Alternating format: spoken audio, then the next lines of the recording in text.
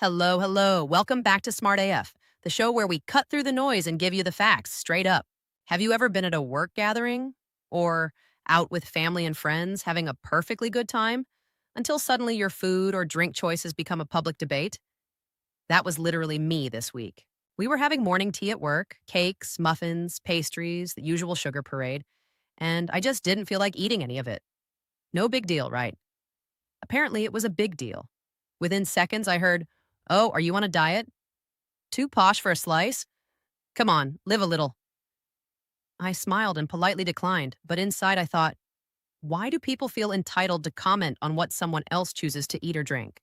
It left me thinking about how common this is and how uncomfortable it can feel when your simple no thanks suddenly needs defending.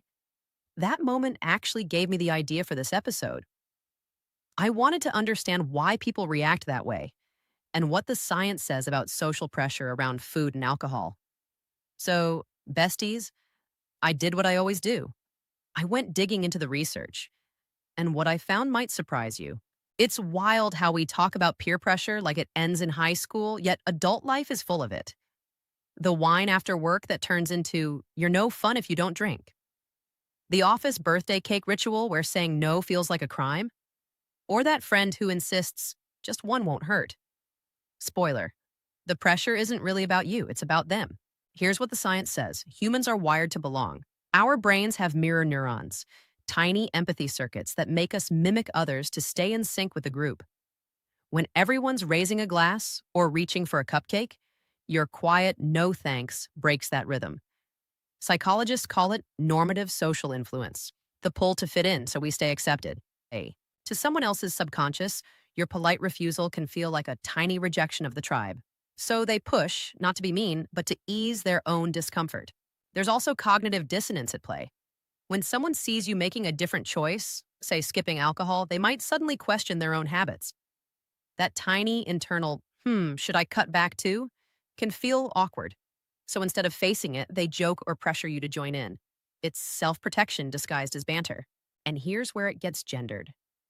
Women, especially, are expected to be the fun one, the social glue. We're praised for accommodating, smiling, taking part, even when it means ignoring our own needs.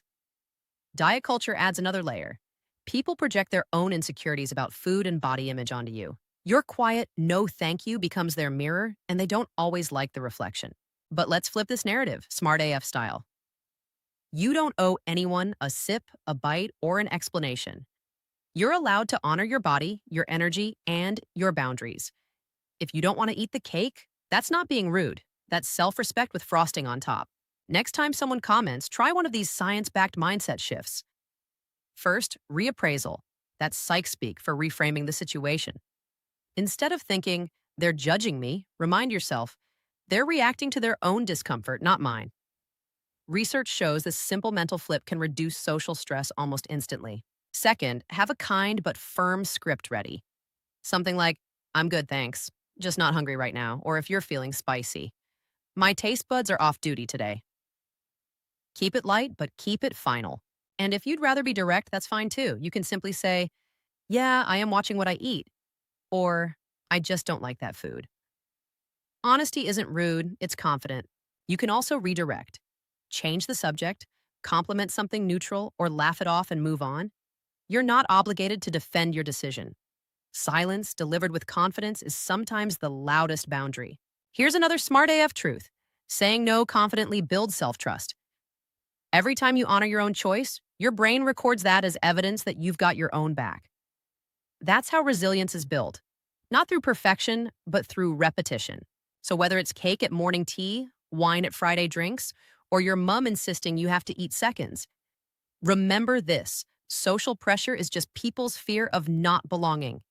It just hides behind a smile. You belong exactly as you are. You don't need to match plates or glasses to be part of the table.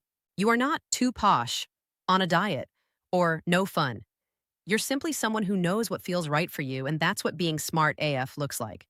That's it for today's episode of Smart AF. And remember, making informed decisions is your right. So before you believe the hype, get smart AF. See you soon. Thanks for listening.